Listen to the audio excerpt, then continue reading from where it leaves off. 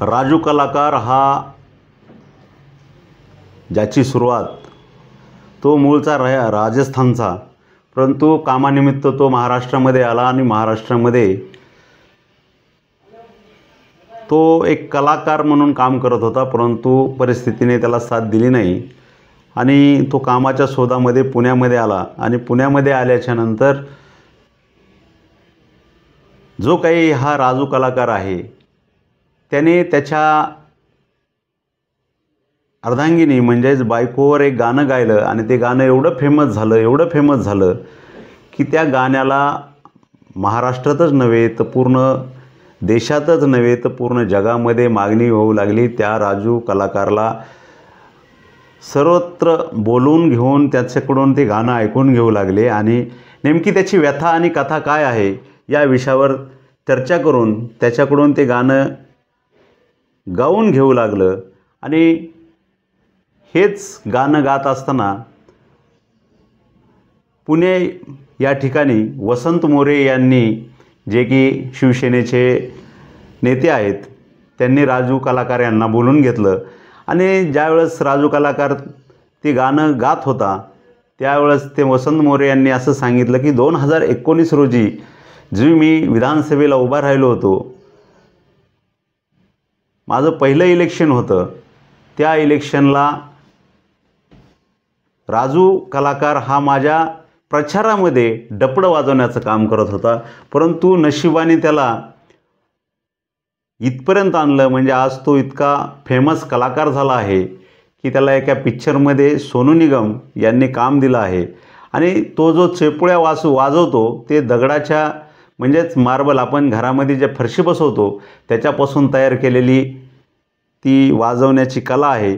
आणि म्हणूनच वसंत मोरे यांनी काय म्हटलं आणि नेमकं राजू कलाकार हा कोणतं गाणं गातात हे आपण या व्हिडिओमध्ये बघणार आहोत।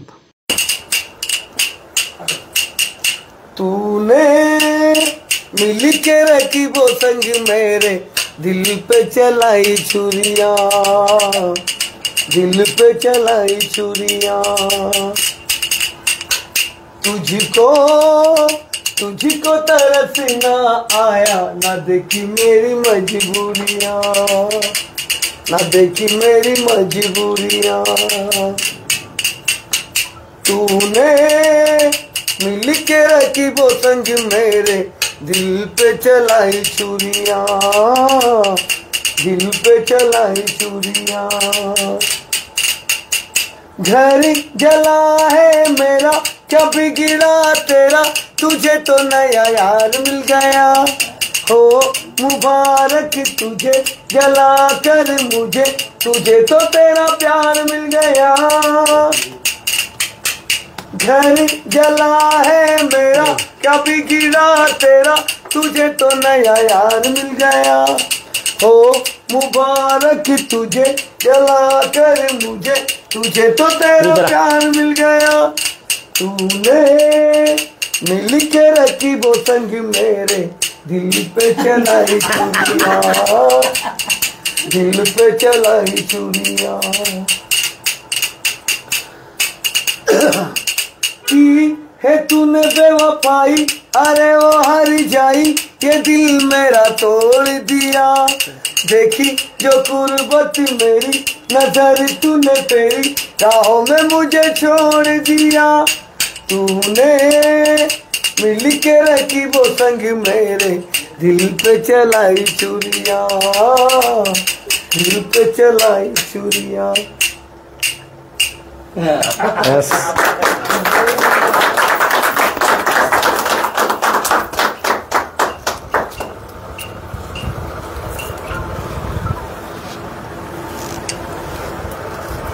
इसको मैंने अभी पेड़ा खाया, इसको देखो कमी झालं मी थोडी घेतो, बाकी त्याला दे।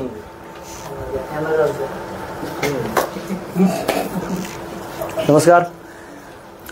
आज आमचे मित्र राजू आमच्या तिथं संतोषनगर परिसरामध्ये राहिला होता पूर्वी आणि मला चांगलं आठवतंय 2019ला मी ज्यावेळेस हडपसर विधानसभा मतदारसंघ निवडणूक लढवली त्यावेळेस राजू माझ्याकडं ढोल माझी संपूर्ण निवडणूक विधानसभेची ढोल वाजवत होता. आणि माणसाचं कधी कुठं नशीब उघडेल ते कधी सांगता येत नाही. आणि आज राजूभाई ज्या पद्धतीने आज फेमस झालेत, तरी एवढं फेमस होऊन सुद्धा आज कात्रजमध्ये आल्यानंतरनं ते आमचे मित्र सचिन बागल यांच्याकडे आले, विशालकडे आले आणि नंतरनं मग हे माझ्याकडे घेऊन आले. मला ज्यावेळेस पहिल्यांदा त्याचं गाणं मी पाहिलं, आणि विशेष म्हणजे राजूभाई बुधवारीच मला तुमची आठवण झाली. मी जिममध्ये होतो आणि हे गाणं लागलं. जिममध्ये हे गाणं लागलं. माझ्या संघ जो पोरगा होता, मी त्याला तेच सांगितलं की राजूभाईचा 2019ला माझ्या प्रचारामध्ये ढोल हरवला होता. हरवलं भाऊ, आता मला पाहिजे. राजूभाईचा ढोल हरवला आणि राजूभाई त्याच्यानंतरनं इतका परेशान झाला होता त्या ढोल हरवल्यानंतरनं. आणि त्याच्यानंतरनं आज डायरेक्ट आम्हाला ते व्हिडिओवरती दिसलं. सोनू निगम साहेबांनी त्यांना एक संधी दिली. आता त्यांचे जे मित्र होते त्यांचं सुद्धा त्यांनी आता आम्हाला व्हिडिओ कॉल करून त्याच्यासोबत बोलायला लावलं. माणसाने कधी काम करताना लाजू नये. आता हे पाहिलं तुम्ही, हे त्याचं हत्यार किरकोळ आहे. हे आत्ता इथं नव्हतं कुठं, हे भरमस्त आहे आता. राजूभाई आता हे बाहेर शोधून आणलं इकडून. म्हणजे ते आता संघ पण नव्हतं त्याच्यात. पण माणसाचं कुठल्या विषयामध्ये कधी नशीब उघडल सांगता येत नाही. की हे फुटलेल्या दगडी, हे फरशे आहेत, मार्बल आपल्या घरात आपण बसवतो त्या स्टाईल फरशा आहेत. त्या स्टाईल फरशांनी आज राजूभाईचं नशीब उचकटलं. मला वाटतं कदाचित असं वाटतं की तो ढोल कदाचित त्यामुळे हरवला असेल, ह्याच्यामुळे उचकटणार असेल. म्हणजे राजूभाईचा ढोल त्याच्यामुळे हरवला. 2019ला हरवला आणि त्याच्यानंतर राजूभाईंनी हे चालू केलं. आणि आज हे किरकोळ विषय एवढा आज राजूभाईचं नशीब उघडून गेला. मनापासून शिवसेना उद्धव बाळासाहेब ठाकरे पक्षाच्या वतीनं राजूला मी शुभेच्छा देतो. आणि भविष्यात एक राजूभाईचा पिक्चर येतोय. अरे यार, अब तो बडा आदमी बन गया भाई. बायोग्राफी चालू आहे. आणि मी काय सांगतो, मला लय लोकांनी फुटी म्हणाली आधी. मला काय सांगितलं की राजा तू ढोल वाजव, काय पण कर, पण तुला नशिबात डगळच आहे. आणि तो दगडात आला. डगळच आला. आणि त्या दगडाने शेवटी राजूभाईचं नशीब उचकटलं.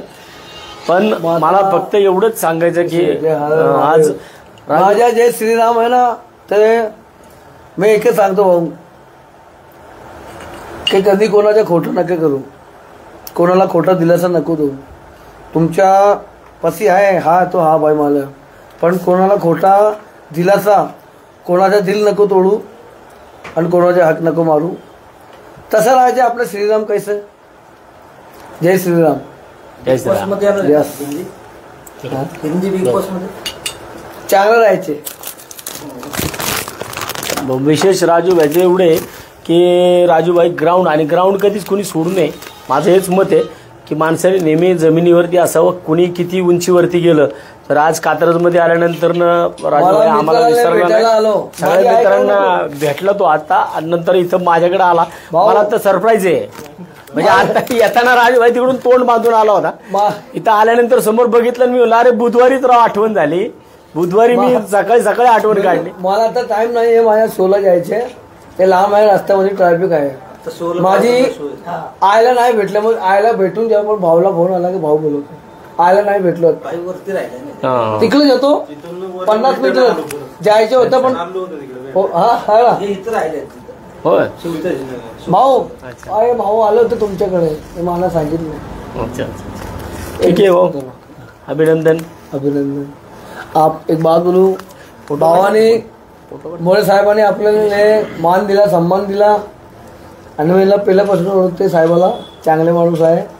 माझ्या जसं पब्लिकने लाईक केला, यांना पण लाईक करा. जय महाराष्ट्र, जय शिवाजी, जय भवानी. जय भवानी, जय शिवाजी.